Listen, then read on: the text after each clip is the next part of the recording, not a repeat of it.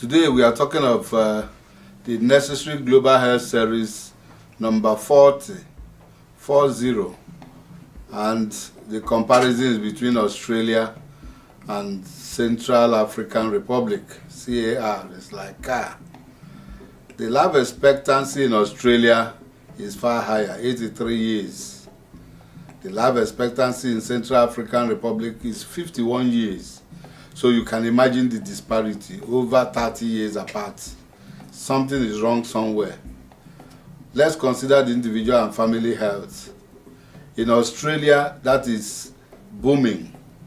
People are catered for, universal insurance, everyone has something to do, and the healthcare delivery is very sound. In Central African Republic, individual and family health, very poor. No hospitals, people are not catered for. So you see them living 51 years while the counterpart is living 83 years. A difference of 30 years, even 32 years. Then the social engagement in Australia, of course, is high.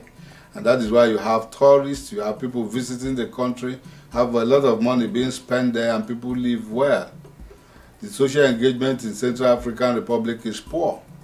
And you won't have as much people, not much tourists, except a few people who want to go for safari or to look at animals in the bush. You have security, which is very high in Australia. Where security is high, that is what the policymakers ought to know. There will be a lot of investment. There will be a lot of foreign people coming to find out what is in that country, how to invest, what to do.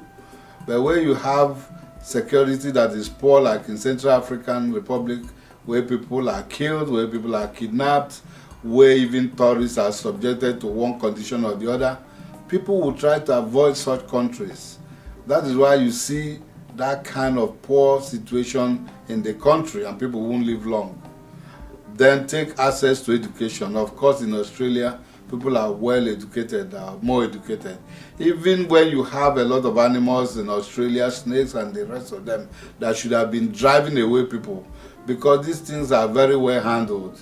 You see a lot of people going in to look at the country, a lot of investment, the education is high, whereas the education, access to education in Central African Republic is low, very poor. Not a lot of people are educated. So these are what the leaders, those who call themselves leaders, should be looking at. Access to education. How is it in my country? Food security. A lot of food is produced in developed countries, including Australia, and used, and even some to spare. Food security is very bad in Central African Republic because everyone is fearing the other. How will people then produce enough food to cater for the people in that country? Then employment, of course, is high in Australia because you have a lot of people employed. A country where you have a lot of investment, you have a lot of people going in, you have a lot of people going to invest. There's high employment in that kind of place. In Central African Republic, what I wrote there is unemployment. People are not employed. People are suffering. People are doing a lot of things. You look at the disparity you see between 83 and 51. 30 years apart. I mean, when you have 30 years apart, then something is wrong. So the unemployment is very high in Central African Republic, and you can't compare them with people in Australia. Then the crime and violence in Australia is very low. Very, very low. Not where they kill people, not where everybody carry gun. The crime and violence in Central African Republic is very high. And when you look at all those things, the leaders should be asking themselves, why is our life expectancy so poor? How do we really prevent people from dying so young? When you have to look at the individual and health and the healthcare delivery system, you answer those questions very easily. You look at the social engagement, you answer it very easily. Security, poor security in Central African Republic, that will tell you exactly how the life expectancy is going to be. Access to education is low, and that determines what happens in the country. Scarcity of food, even when they seem to be living around desert-like kind of environment. Unemployment is high, whereas the crime rate is also very high.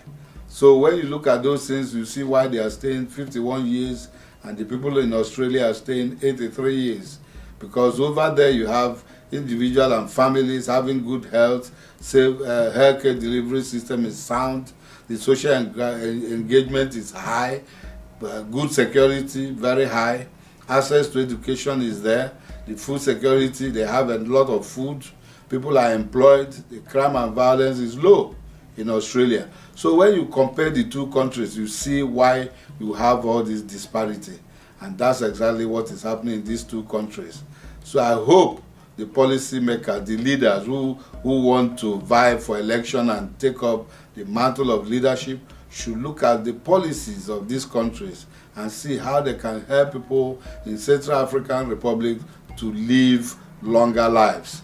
Once the life expectancy is increased, then even preventing people from getting sick and the rest of them would have been taken care of in the process. And then maybe by the time we compare them again in the next 10 years, people in Central African Republic will be living their lives as high as people in Australia. Thank you. We will continue with number 41 when we meet again. So the Global Health Series is continuous, and we are still going to talk of how we can prevent people from dying so young. Thank you.